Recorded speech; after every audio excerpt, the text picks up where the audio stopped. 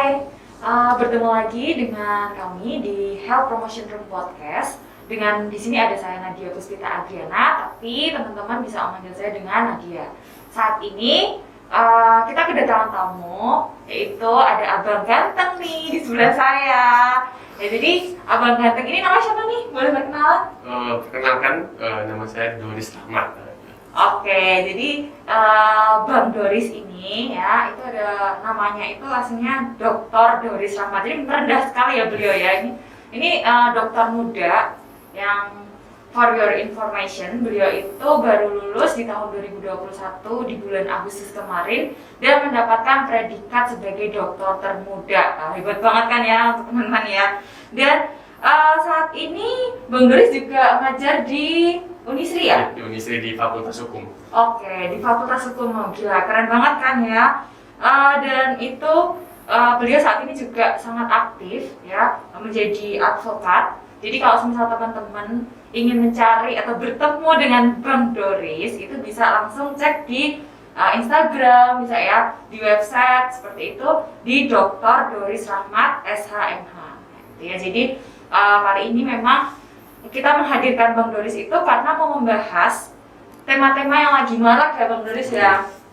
Jadi yang lagi marak itu saat ini kan ada tuh ya kekerasan seksual. Ya, teman-teman juga tahu kekerasan seksual yang baru saja terjadi itu adalah ada santri yang memperkosa 12 muridnya seperti itu. Bang Doris pernah dengar seperti itu? Pernah dengar, sempat viral juga ya Mbak Nadia ya, baik itu di Instagram, di Facebook, di Twitter gitu ya. Iya. Dan kita cukup prihatin ya yang dilakukan oleh pengelola pondok pesantren, tapi bukan pondok pesantren katanya, Iya. cuman kayak boarding school katanya, bukan pondok pesantren gitu, yang dilakukan oleh tanda kutip ustadznya tersebut kepada para santrinya gitu. Oke, jadi walaupun memang itu bukan pondok pesantren, tapi kan secara di media seperti itu ya, itu kan sudah dilihat oleh orang banyak dan itu juga membuat orang itu jadi timbul traumatik seperti itu. Nah, ngobrol-ngobrol seperti itu, Bang, saya mau nanya nih ya, menurut menurut Bang Doris sendiri sudut pandangnya itu seperti apa kalau menurut undang-undang tentang hak manusia? Oke, kita kembali ke awal dulu. Bagaimana sih tentang tentang pelecehan ya, pelecehan seksual yang dilakukan oleh oknum-oknum tertentu, tidak hanya dilakukan oleh tanda kutip ustadz, tetapi juga dilakukan oleh para guru, baik itu para dosen. Dan perlu Mbak Nadia dan teman-teman yang menonton, pelecehan seksual ini kan baru viral akhir-akhir ini. Padahal ini jauh sejak dulunya itu sudah ada gitu loh. Karena saya pernah melihat sendiri Mbak Nadia, ketika saya SD waktu itu ya, SD sekitar kelas 3 SD, itu di sekolah saya guru saya itu memang secara diam-diam memegang kemaluan dari teman saya gitu loh. Dan zaman dulunya itu sudah ada gitu. Tetapi karena mungkin kemajuan teknologi ya Mbak Nadia, kemajuan teknologi, anak SD sudah megang handphone, bahkan anak TK pun sudah bisa megang handphone gitu ya. Jadi sedikit-sedikit kan viral sekarang ini. Padahal hal-hal itu sudah lama ada gitu.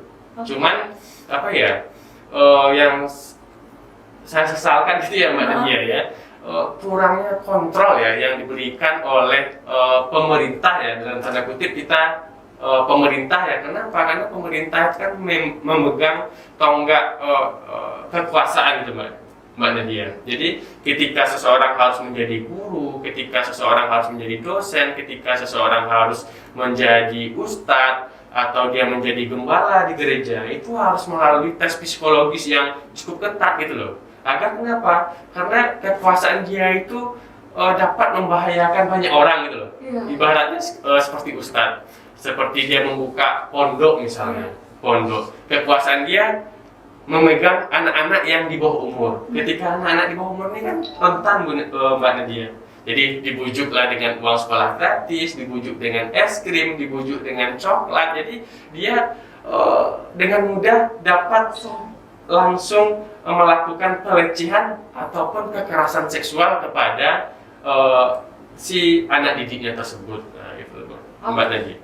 Oke, jadi menurut Bang Boris ini sebagai seorang yang nantinya menjadi panutan itu tuh harus dites psikologis gitu ya? Wajib hukumnya gitu loh. Enggak, kalau sekarang ini mohon maaf, misalnya saya punya uang Iya. sekitar 100 juta, saya kontrak lah satu ruko, membuka pesantren, membuka tahfiz, membuka apalah namanya gitu loh. Nah, kita rekrut anak-anak di daerah, saya kumpulkan, izinnya cuma administrasi gitu loh, administrasi aja, mana berkasnya, mana persetujuan orang tuanya, sedangkan pengecekan langsung ke lapangan itu kan jarang sekali dilakukan gitu.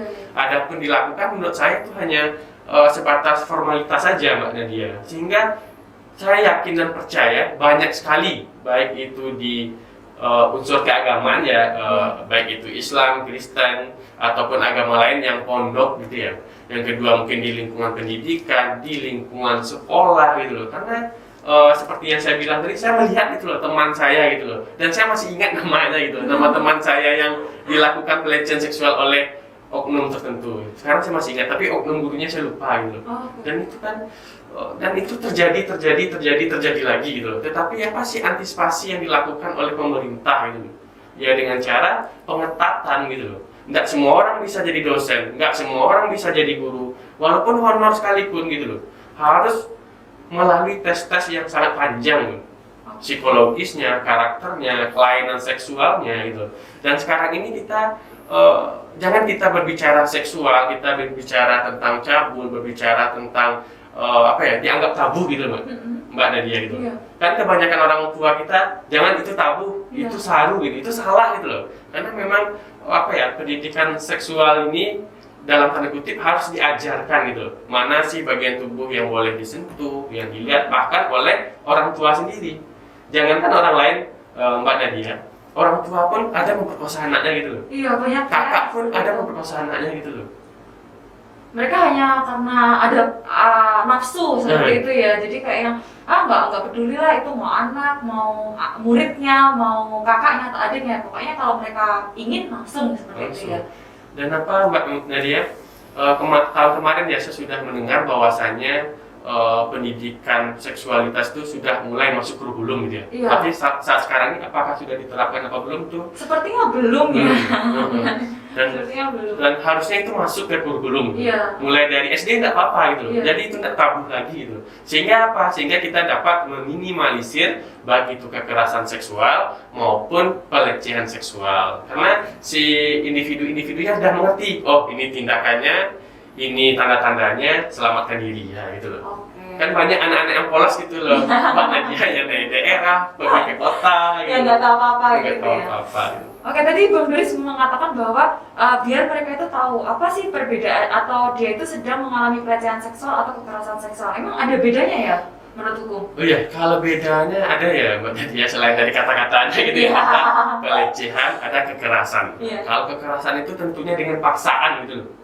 Dengan paksaan, dipaksa dia untuk melayani nafsu bejatnya kalau boleh ngomong seperti itu. Kalau pelecehan seksual itu baik secara verbal maupun non verbal. Kayak saya kedip Bu Nadia, saya berikan isyarat-isyarat isyarat-isyarat kenapsuan lah gitu. Sudah termasuk pelecehan seksual Bu Nadia. Jadi Mbak Nadia, jadi nggak harus dipegang gitu loh. Dengan tatapan, dengan perkataan itu sudah termasuk pelecehan seksual lah gitu. Nah, kalau seperti itu misal nih ya, atau ada saya lah gitu mengalami pelecehan seksual, tapi saya menerima hal itu kalau semisal nanti saya mengatakan itu kekerasan seksual boleh nggak, Bang Boris? Oh iya. Kan ada ya kasus nggak menikmati gitu ya? Iya, jadi kan misalnya tadi kan Bang Boris dikedipin seperti itu ya teman-teman ya. Jadi tapi saya menikmati waktu dikedipin, saya membalas mungkin seperti itu. Membalas kedipannya gitu ya? Iya, saya welcome dengan hal itu. Tetapi ketika dia itu mungkin nggak cuma mengedip aja, sudah megang seperti itu ya. Terus habis itu saya mengatakan bahwa ini kekerasan seksual nih seperti itu, dan saya nggak terima. Itu bisa nggak sih dikatakan seperti itu? Bisa. Tapi ketika dia menerima, dia mau, itu kan tidak ada unsur hukumnya Bu Nadia. Jadi di dalam KUHP pidana gitu ya, yang dikatakan berzina, cabul itu ketika salah satunya mempunyai pasangan. Nah, ketika dia sama-sama single, terus dia sama-sama suka, itu tidak masalah gitu loh. Oh, jadi malah nggak masalah ya? Tidak ada apa namanya, tidak ada apa namanya ya, tidak ada hukum yang bisa menjeratnya kecuali norma. Pantaslah itu dilihat masyarakat, kan hukum kita ada dua Bung Nadia, ada hukum nasional dan ada hukum adat lah gitu loh. Mungkin secara hukum nasional itu tidak terikat, tetapi secara adat itu nggak boleh gitu loh. Tapi pada konteksnya secara hukum nasional, ketika seseorang suka sama suka, terus salah satunya bukan di bawah umur atau salah satunya tidak memiliki pasangan, itu tidak ada jeratan hukumnya secara hukum nasional. Tetapi secara hukum adat tentu itu bertentangan dengan nilai-nilai atau norma-norma yang ada di dalam masyarakat. Oke, baik Bang Doris. Nah, ini saya balik lagi ya tadi ya kasusnya yang santri perkosa 12 muridnya. Nah, dengan pelecehan seksual misal mungkin santrinya itu melakukan pelecehan seksual itu bisa dikatakan dia masuk ke pelecehan seksual kalau santrinya tadi ya kayak memberikan iming-iming, mungkin saja ya nanti kata kasih nilai yang bagus dengan seperti itu, terus akhirnya mau. Tapi seiring berjalannya waktu mungkin ada yang merasa bahwa oh aku kok dirugikan seperti ini kayak gitu ya. Nah itu menurut Bang Doris gimana kalau dengan ada seperti itu? Iya, terima kasih Mbak Nadia. Itu memang banyak sekali ya hal-hal itu terjadi ya, baik itu di lingkungan pelajar lah khususnya gitu ya. Kita apa namanya bersyukur juga Mbak Nadia, Mas Menteri kita ya, ketika apa namanya ketika isu ini sudah viral mengglobal, Mas Menteri kita mengeluarkan Permendikbud gitu ya nomor 30 tahun 2021 tentang pencegahan kekerasan seksual di lingkungan pendidikan. Jadi di sana sudah di dalam Permendikbud itu sudah dijabarkan secara detail gitu ya, apa-apa saja yang dikatakan sebagai pelecehan seksual, kekerasan seksual, tapi lingkupnya adalah di lingkungan pendidikan, nah, gitu loh. Tetapi balik lagi ke pertanyaan Mbak Nadia tadi, awalnya dia mau gitu, tetapi lama-lama kok dia merasa dirugikan gitu, kok seenaknya dalam tanda kutip oknum tertentu mengerayangi dia, memegang dia gitu, dia tidak mendapatkan apa-apa gitu. Tapi kalau dari pandangan saya pribadi, kalau memang tidak mau itu ya dari awal gitu loh. Tetapi kalau dia menikmati dan dia mau, itu menurut saya tidak ada jeratan hukumnya, kecuali ada iming-iming dalam tanda kutip ya. Sini Bapak ACC atau seperti kasus 12 santri yang hamil itu ya, Mbak Nadia yang hamil itu apa namanya? Nanti kamu digratiskan uang sekolahnya gitu loh. Nah itu kenapa? Karena di bawah iming-iming. Nah gitu, di bawah iming-iming atau ada tekanan nah gitu loh. Dan dia terpaksa melakukan hal tersebut. Tapi selama menjadi dosen nih Bang Doris ya, kan kebetulan menjadi dosen ya, pernah nggak menemui hal-hal seperti itu? Iya, ini karena sayanya atau cerita mahasiswa atau sayanya? Boleh, terserah, mungkin dari Bang Doris sendiri atau mungkin ada dari cerita mahasiswa seperti itu. Iya, ini kebetulan kan saya dosen itu dari umur 26 mau ke 27, Mbak Nadia gitu ya. Jadi waktu itu masih dosen yang fresh, single. Kadang-kadang malah mahasiswa yang melecehkan dosennya gitu ya. Dalam artian bagaimana? Saya pernah ya beberapa kali malah di WA secara khusus oleh mahasiswi gitu loh. Gitu. Pak, gimana Pak, mau happy-happy nggak? Bapak kamar aja cukup dah, saya nggak usah dibayar. Nah, itu pernah gitu loh. Dan itu tidak sekali gitu. Dan tapi ini bukan di apa perguruan tinggi yang sekarang ya? Bukan di perguruan tinggi ya? Karena saya banyak mengajar di mana-mana gitu ya Bu ya, di mana-mana. Memang dapat aja WA tersebut yang mengajak kencan gitu. Terus ada juga mahasiswa yang mengadu ke saya, Pak, saya selama bimbingan saya digelepek-gelepek sama dosen ini, Mbak. Pernah bercerita ke saya, silakan dikadukan ke pimpinan untuk ditindaklanjuti. Enggak Pak, cukup Pak Doris saja yang tahu. Nah tujuannya cukup Pak Doris yang tahu itu bagaimana gitu ya?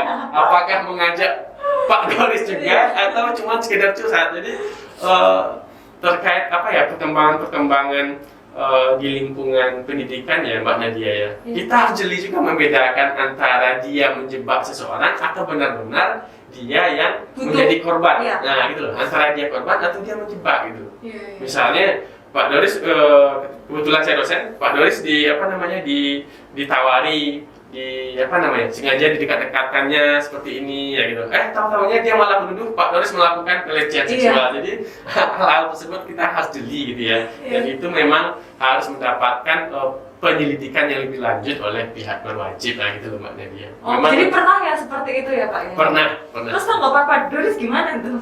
Ya ini saya kan tanggapannya kok bisa ada kok berani gitu loh.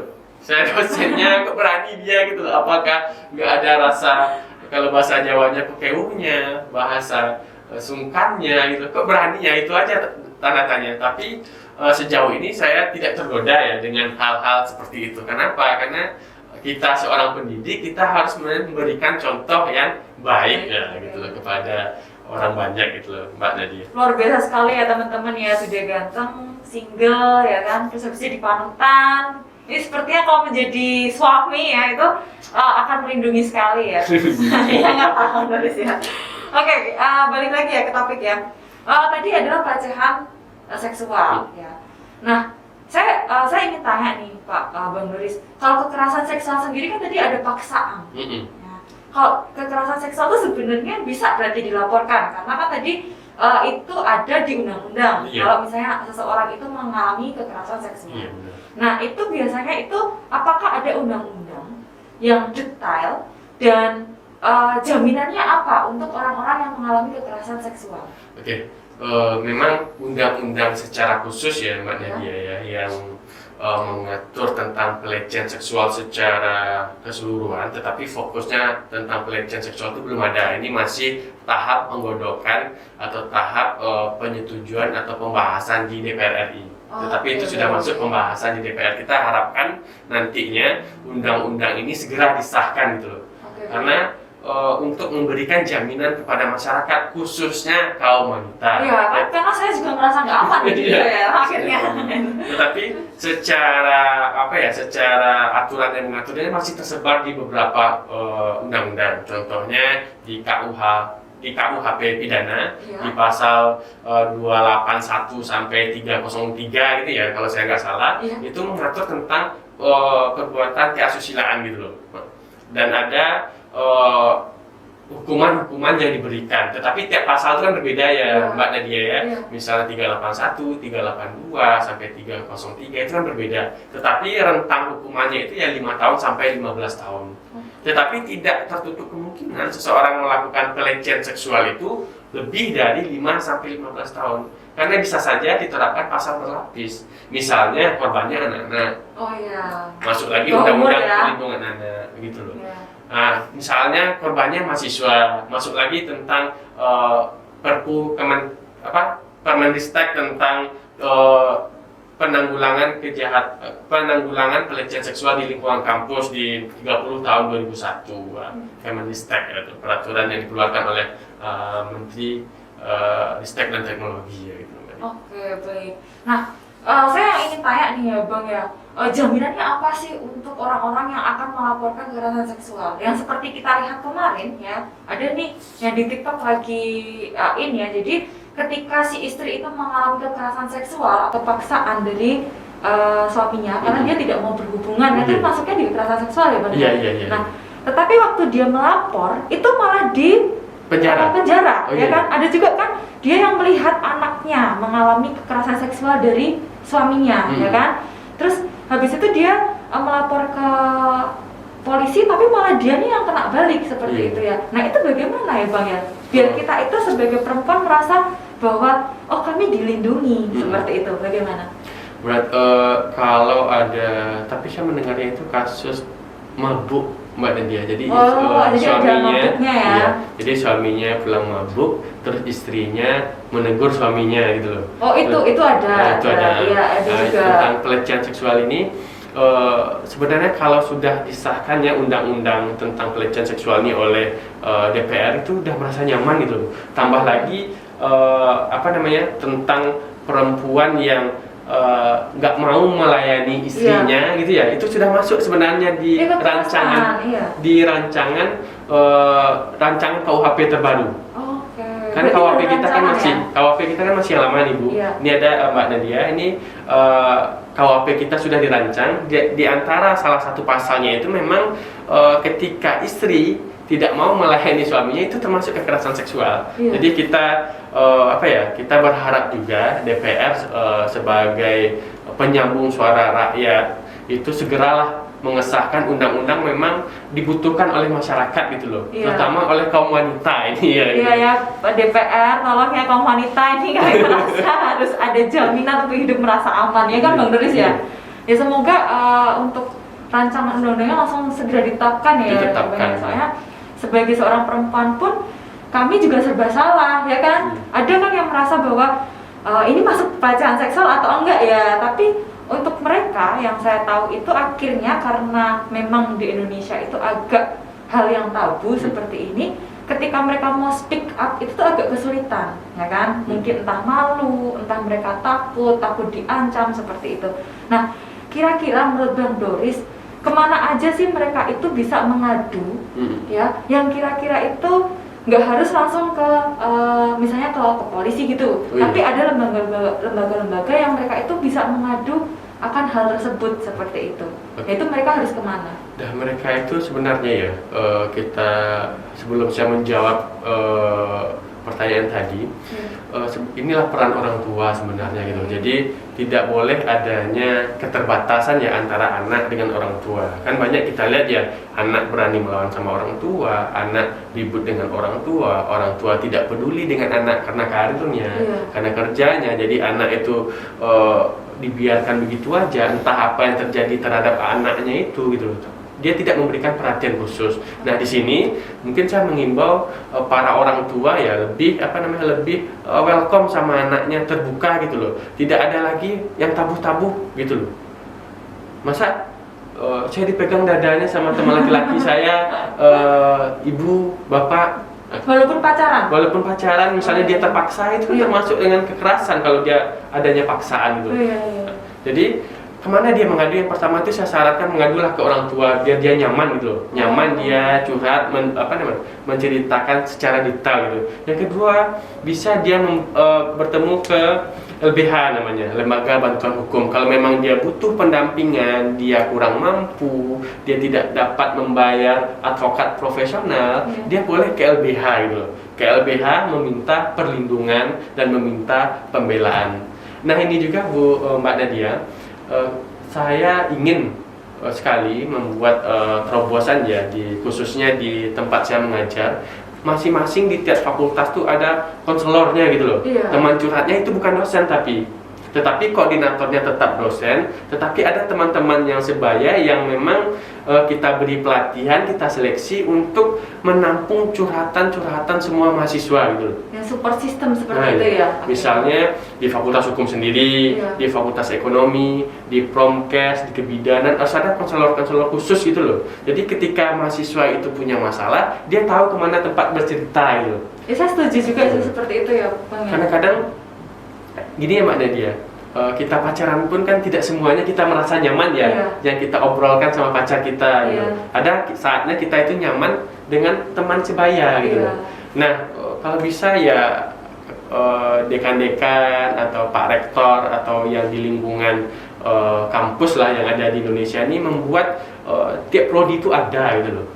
Ada dosen penanggung jawabnya, tetapi jangan sama, ini ada kasus ya, tapi saya tidak ingin menjelek-jelekan terhadap kasus perceraian. Jadi hakimnya itu sengaja memutuskan perceraian ini agar yang bercerai ini bisa menikah dengan hakim tersebut, gitu loh. Jadi jangan ketika dia mengadukan dia mendapatkan pelecehan seksual, malah si dosennya ini menggarap dia juga, gitu loh. Jadi bukan rasa aman yang didapatkannya, gitu loh. Tetapi seperti cerita kita di awal tadi Mbak Nadia, adanya seleksi khusus gitu loh. Kapan perlu keluar uang nggak apa-apa, kita tes psikologisnya, ada nggak kelainan seksualnya gitu loh. Apakah orang ini layak menjadi seorang dosen, menjadi seorang konselor seperti itu ya. Jadi memang dunia ini tambah tambah kacau gitu loh.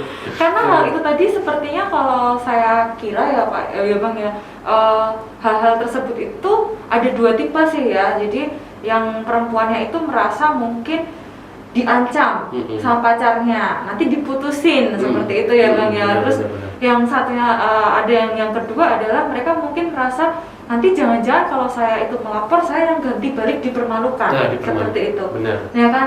Nah itu menurut Bang Doli seperti apa? Ini ada cerita lagi sebelumnya gitu.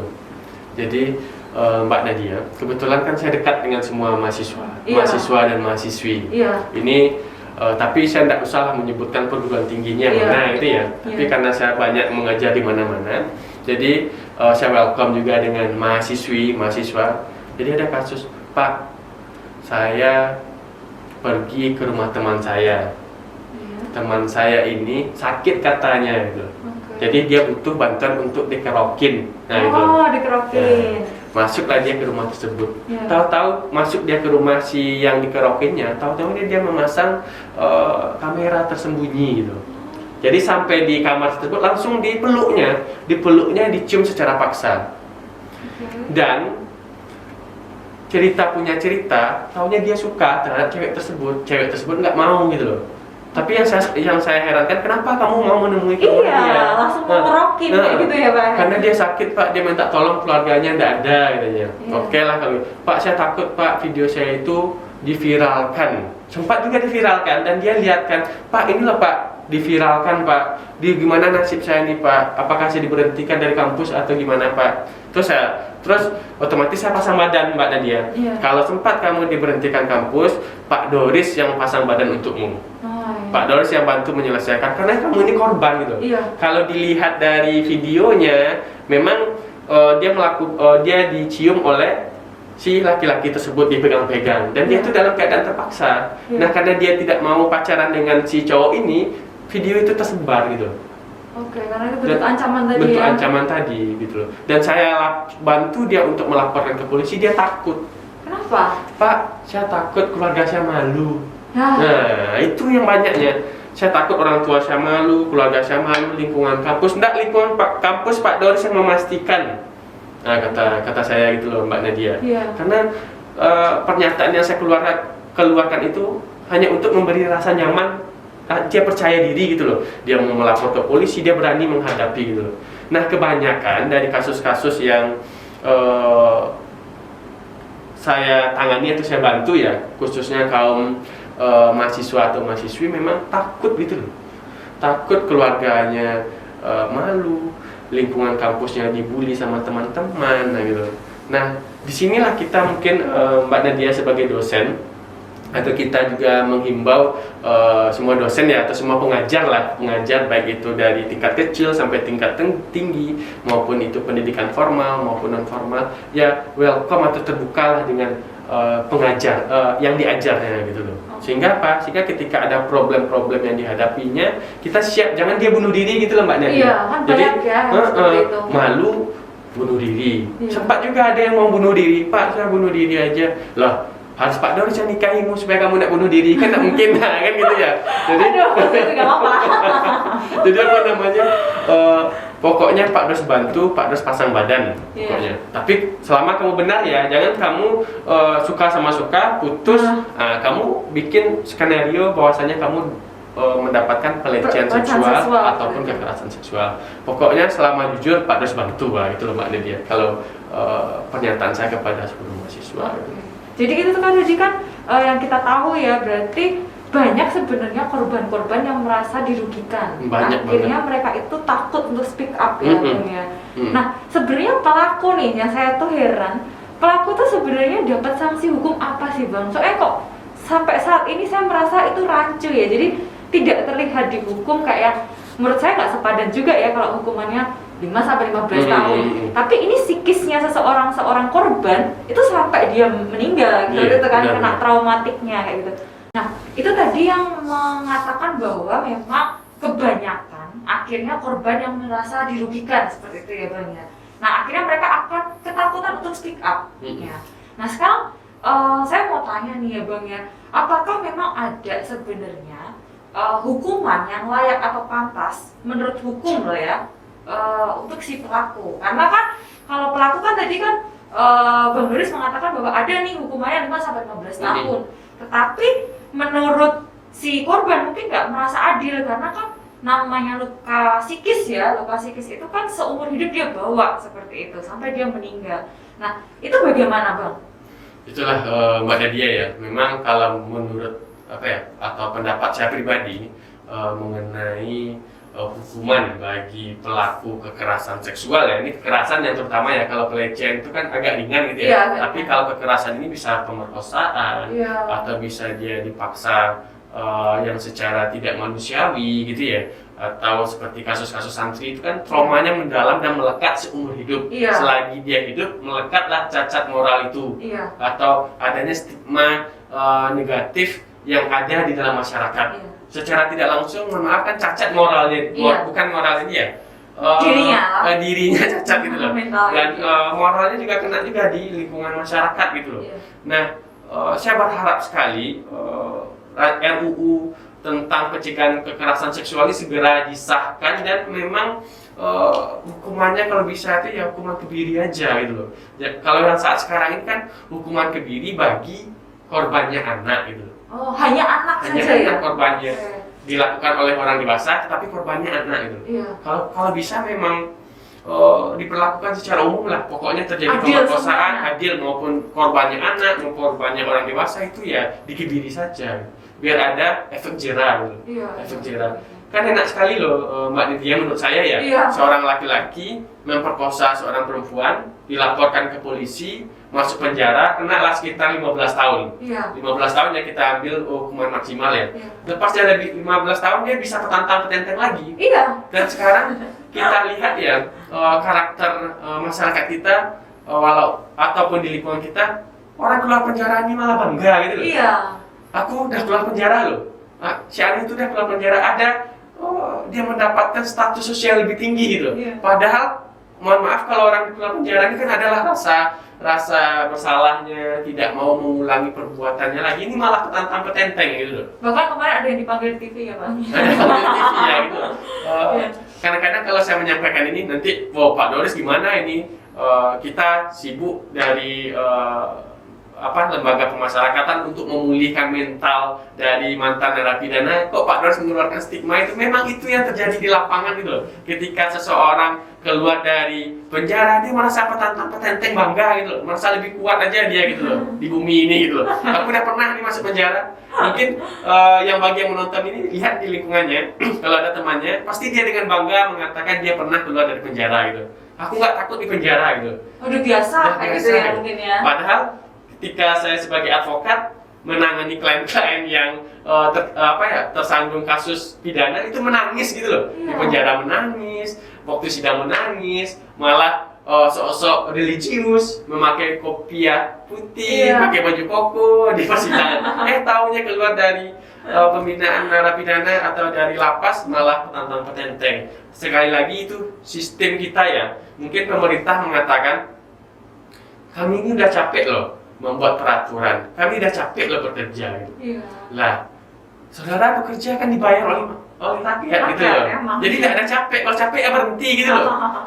Dan jadi saya sangat sensi gitu loh kepada ASN khususnya gitu ya, baik itu penegak hukum, polisi, hakim, jaksa gitu loh, yang Anda dibayar oleh negara gitu ya. Anda tidak boleh ngomong capek, kalau capek berhenti gitu loh. Berhenti biar digantikan dengan orang lain yang tidak capek gitu loh. Banyak bertanggung jawab, lebih bertanggung jawab gitu loh. Jadi banyak kok orang-orang yang menggantikan posisi saudara gitu loh. Jadi ketika saudara berhenti, dunia ini tidak akan goncang gitu loh. Jadi akan banyak penggantinya gitu. Yang lebih baik mungkin ya Bang Doris. Jadi penegak hukum atau penyelenggara negara itu tidak ada lah kata-kata capek dalam melayani masyarakat gitu loh. Kalau memang itu kerjanya itu porsinya masing-masing ya dikerjakan gitu loh, sesuai prosedur aja gitu loh, tidak dilebihkan dan juga tidak dikurangkan gitu. Oke, baik. Jadi agar kedepannya sebagai seorang perempuan, termasuk saya nih di sini ya Bang ya, itu juga akan merasa lebih aman. Ya, takutnya kalau misalnya seperti ini Bang, dijebak kayak tadi ya mahasiswanya Bang Doris, dia kan dijebak, tapi kan kita nggak tahu ya apakah itu memang murni dijebak ataukah dia memang sebenarnya suka dengan sama-sama suka. Nah itu konsepnya seperti apa itu lalu Bang? Nah ini memang banyak ya Mbak Nadia ya. Iya. Padahal dia suka sama suka. Tahu-taunya seiring perjalanan waktu ada salah satu memutuskan, langsunglah korban pelecehan seksual, langsunglah korban kekerasan seksual. Nah, itulah fungsinya penyelidikan atau penyidikan yang dilakukan oleh pihak kepolisian. Karena tahap penyidikan pertama itu kan dilakukan oleh pihak kepolisian ya. Nah, polisi mungkin memakai trik-trik, rumus-rumus untuk mengungkap kebenaran. Ini benar-benar pelecehan seksual, kekerasan seksual, atau suka sama suka kayak gitu. Oh, jadi memang harus diteliti terlebih dahulu. Oke. Tadi kan Bang Doris nih ya mengatakan bahwa adanya LBH atau Lembaga Bantuan Hukum. Nah, itu apakah lembaga bantuan hukum itu bisa diakses di seluruh Indonesia? Nah, apa saja, Bang?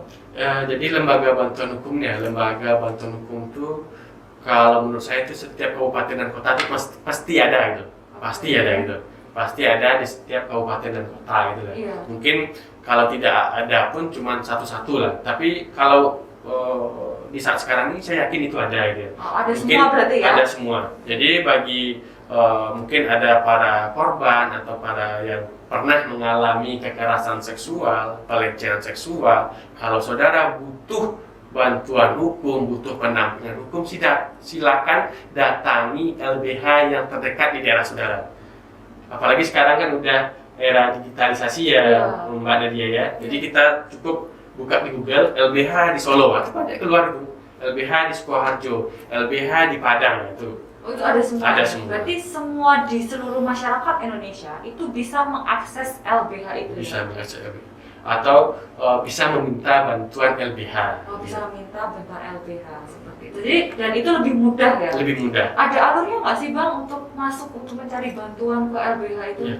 Kalau alurnya, kalau kita memang kurang mampu, nggak punya uang misalnya gitu ya, kita membawa surat keterangan tidak mampu dari tempat tinggal kita, contohnya dari kelurahan. Nah, berdasarkan surat keterangan tidak mampu itulah kita bawa ke LBH. Agar apa? LBH bisa memberikan bantuan secara gratis gitu. Secara gratis. Secara gratis bagi masyarakat yang kurang mampu gitu. Itu aja syaratnya. Kalau kita mau bantuan gratis ya, tapi kalau kita mau bantuan gratis kita cukup datang, kita konsultasikan ini permasalahan gitu. Tapi mereka harus bawa barang bukti tidak? Oh tidak, kalau dia punya barang bukti, bawa barang bukti, misalnya berkas-berkas, foto atau video. Kalau ada memang terjadi kekerasan, didampingi oleh pihak advokat ke ke polisi untuk dimintai visum, nah gitu. Oh, berarti harus ada visum dan sebagainya. Tapi kalau tidak ada bukti pun tidak apa-apa. Oh, boleh. Boleh tidak ada bukti. Misalnya kita mendapatkan kekerasan seksual dari si A misalnya. Kan dia misalnya diraba aja gitu, diraba atau dipukul aja, mohon maaf, pantatnya gitu ya. Itu ya. Nah, jadi dia merasa ini pelecehan seksual nih, katanya. Kan dia punya bukti, Mbak Nadia. Orang mau lihat nggak ada, atau rekaman video nggak ada. Tetapi ketika dia ingin mengadukan itu ke LBH itu boleh saja gitu loh, Mbak Nadia. Oh, itu berarti masih tetap akan diterima oleh LBH? Tetap akan diterima gitu loh. Punya bukti atau tidak punya bukti, dia merasa butuh bantuan hukum, dia boleh datang gitu.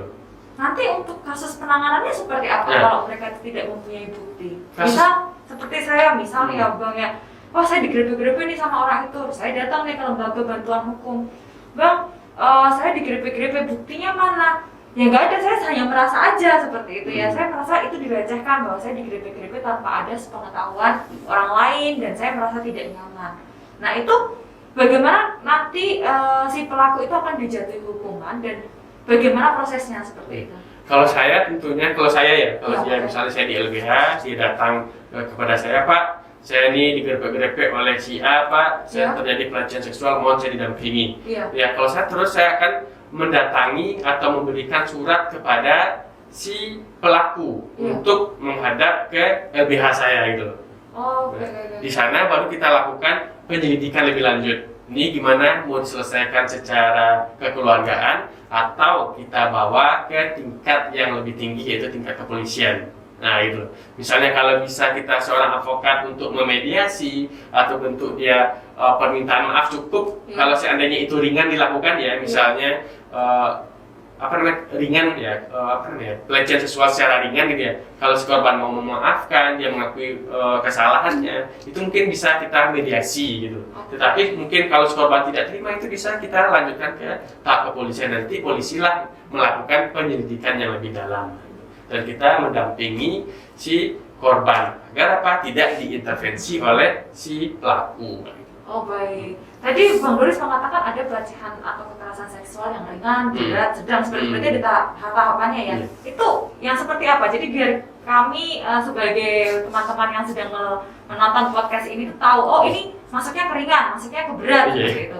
Kalau ringan berat itu kan ada pada diri si korban gitu ya. Oh biasa tergantung kita. Diri si korban. Okay. Jadi misalnya ada si A menggedit diginikan aja gitu, atau berikan tatapan nafsu atau sambil menjilat bibirnya, atau itu bagi si A itu udah berat, saya tidak terima Pak, harga diri saya ini terhina sekali dengan perlakuan dia karena dia melakukan di hadapan orang banyak misalnya gitu loh.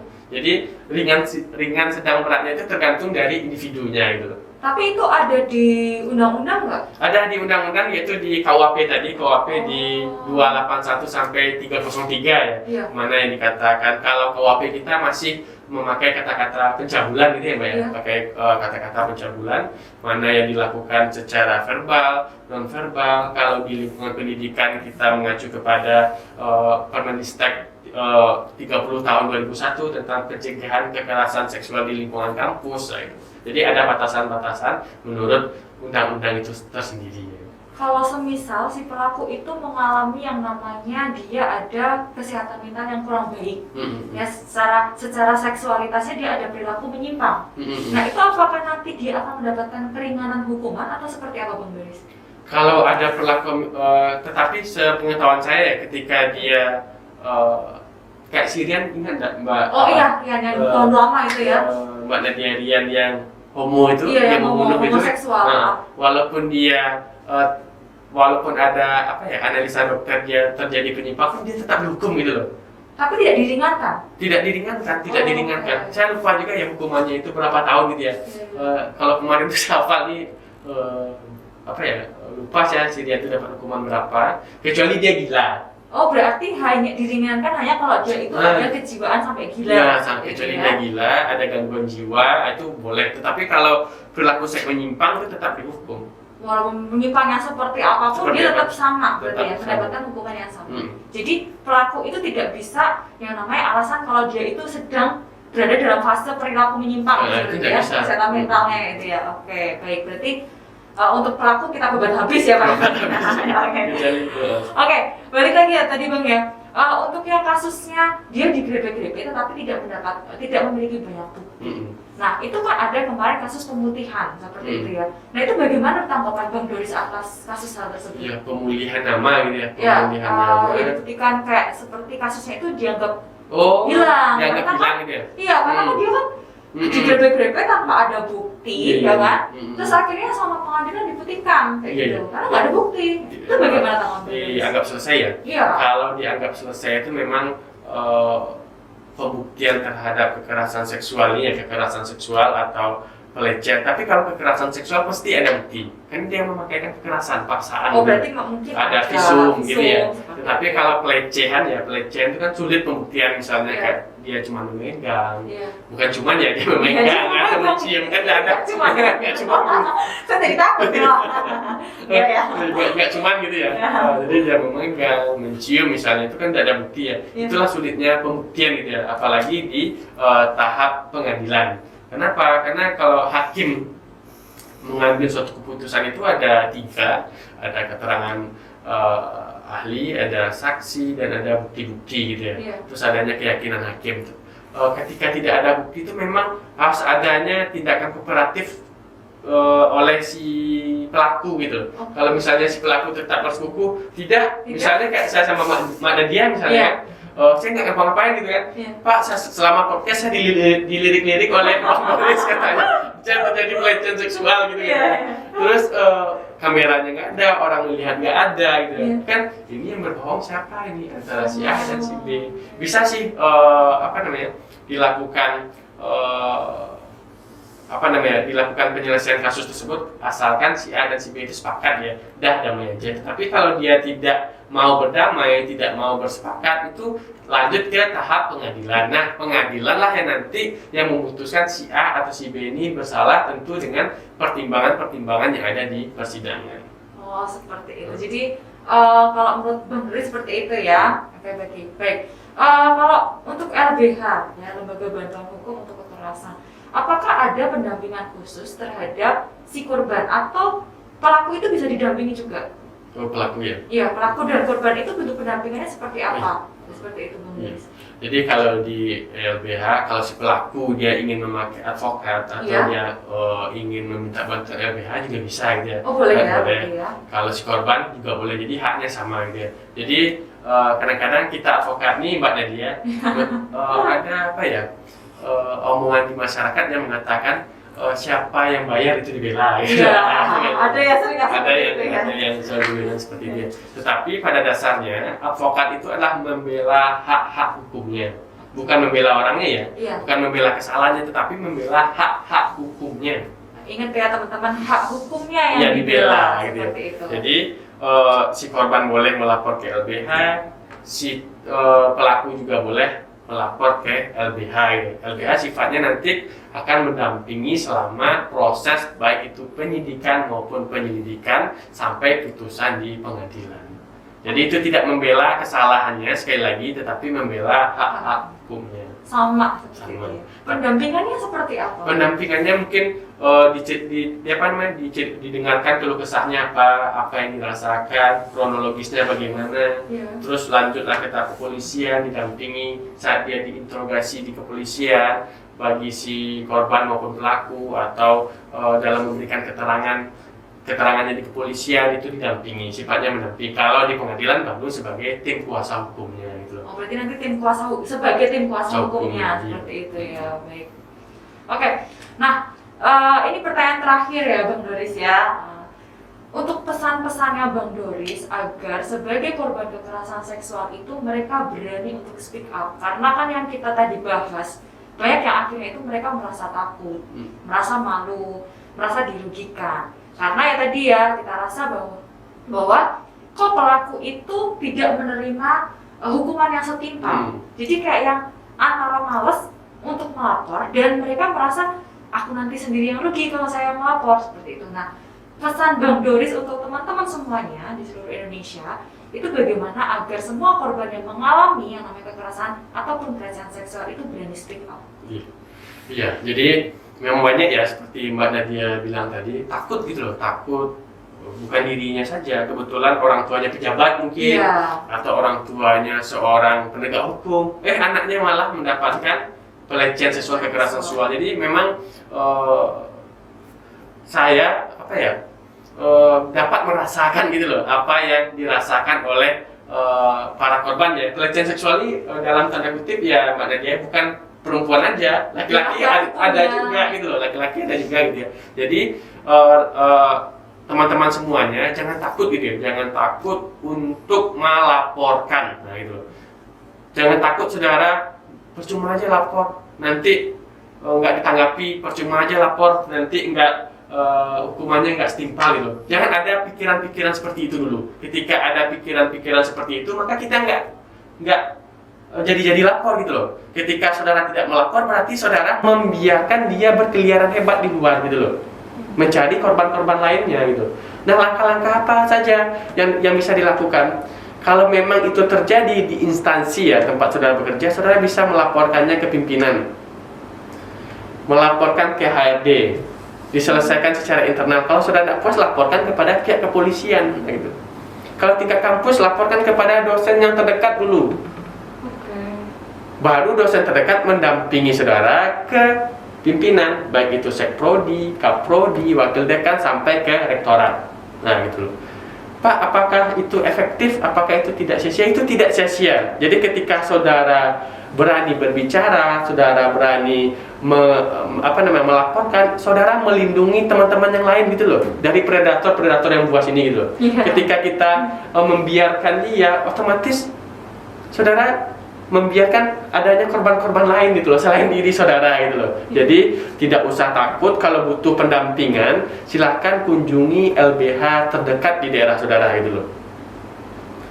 Atau mungkin kalau tidak mau ke LBH, tidak mau tersorot, pergi ke Pemkot setempat jadi kemanapun kita bisa mengadu gitu loh. Berarti Jadi ada bisa pelanggaran ada ya? hukum di Pemkot setempat, di kampus juga bisa gitu loh.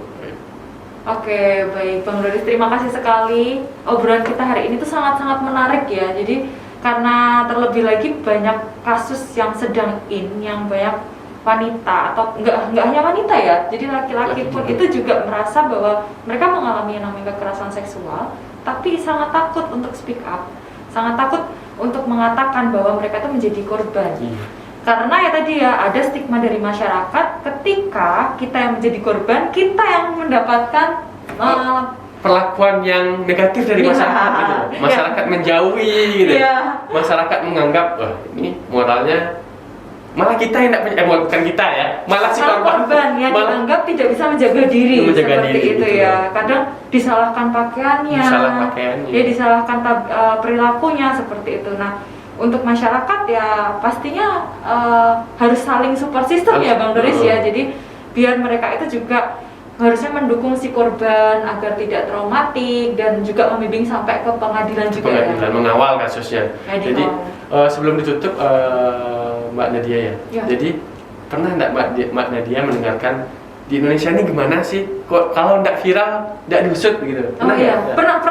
Itu kemarin ya, baru kemarin itu yang seperti itu. Jadi ada petinggi Polri itu, saya lupa namanya. Jangan sampai ada kasus yang viral baru kalian tanggapi gitu ya. Kalau sempat ada seperti itu, maka pejabat polisi tersebut tidak segan-segan untuk memecat atau memberikan teguran kepada anggotanya katanya gitu. Jadi jangan ada lagi pikiran ya bagi para yang menonton ini, kalau nggak viral nggak ditanggapi ya. Enggak gitu ya. Yang penting datang dulu laporkan gitu loh. Kalau memang tidak ya saudara ya sambil ngerekam nggak apa-apa juga. Kalau memang tidak ditanggapi ya diviralkan gitu loh. Oh ya berarti Tapi Bang Doris memberikan pesan untuk yang petugasnya seperti apa? Petugasnya nih loh, aparat penegak hukum ya, aparat penegak hukum mulai dari kepolisian, kejaksaan, pengadilan, lembaga pemasyarakatan, advokat ya. Sebagai kita menyandang penegak hukum ya, kita harus bagaimana menegakkan hukum itu sesuai dengan undang-undang gitu loh. Sesuai dengan undang-undang dan sesuai dengan keadaan masyarakat kita gitu loh. Jangan kita itu hanya membela atau menangani kasus-kasus orang yang beruang aja gitu. Walaupun sekarang sudah nggak ada lagi. Kalaupun ada itu oknum-oknum tertentu gitu ya, oknum tertentu. Ya sesuai dengan prosedurnya aja lah. Kalau memang ada orang yang melaporkan ya ditanggapi, dilayani gitu. Jangan diberikan intimidasi. Karena banyak beberapa kasus yang pelapor malah menjadi tersangka gitu. Nah itu kan memang aneh atau aneh dan ada uang lah mungkin ya. Dan hati-hati juga bagi para penegak hukum sekarang ini sudah kemajuan teknologi, apapun gerak-gerik kita itu sangat mudah diketahui oleh masyarakat. Kalau zaman dulu kalau zaman dulu karena tidak adanya teknologi, tidak adanya alat komunikasi gitu ya. Kalau sekarang ini apa-apa yang termasuk saya penegak hukum dan bagi yang melihat ini ya harus hati-hati gitu loh. Nggak usahlah bermain-main lagi gitu loh. Ya kerjakan aja lah lagi sesuai dengan prosedurnya, sesuai dengan bidang kita masing-masing gitu loh. Tidak usah tebang pilih karena dia kaya, miskin atau anak sianu itu nggak usah gitu loh. Karena itulah negara kita, negara Pancasila gitu ya. Walaupun berbeda-beda tetap satu juga. Oke, saya simpulkan berarti ya Bang Doris ya sebelum menutup ya. Jadi untuk kesimpulan dari perbincangan kita yang menarik hari ini adalah peran orang tua itu juga sangat penting ya Bang ya. Karena untuk menjadi salah satu tempat yang pertama untuk anak-anak ataupun adik kakak untuk bisa melapor ya. Jadi keluarga, nggak hanya orang tua tapi keluarga itu juga menjadi peran penting untuk menjadi pelindung seperti itu ya Bang Doris ya. Dan pastinya untuk teman-teman yang sedang mengalami saat ini ataupun kemarin boleh ya seperti itu, kemarin pernah mengalami yang namanya kekerasan seksual ataupun pelecehan seksual, teman-teman jangan pernah ragu yang namanya untuk melapor ya. Jadi jangan takut karena tadi yang seperti dikatakan Bang Doris, yang dibela itu hanya haknya ya. Hak-hak hukumnya. Tetapi mereka tidak akan pernah membela mana yang lebih tajir malah ya, seperti itu ya. Jadi buat teman-teman tidak usah ragu, langsung lapor aja ke lembaga bantuan hukum terdekat di kota kalian semua. Seperti itu ya teman-teman ya. Oke, terima kasih sekali Bang Doris atas pertemuan kita hari ini, sangat bermanfaat dan pastinya seru sekali. Nanti kapan-kapan kita ngobrol lagi seputar hukum, tapi mungkin ada dengan tema-tema yang menarik lebih lagi ya Bang ya. Oke, terima kasih ya Bang Doris. Terima kasih Mbak Nadia. Ya, oke, bye-bye.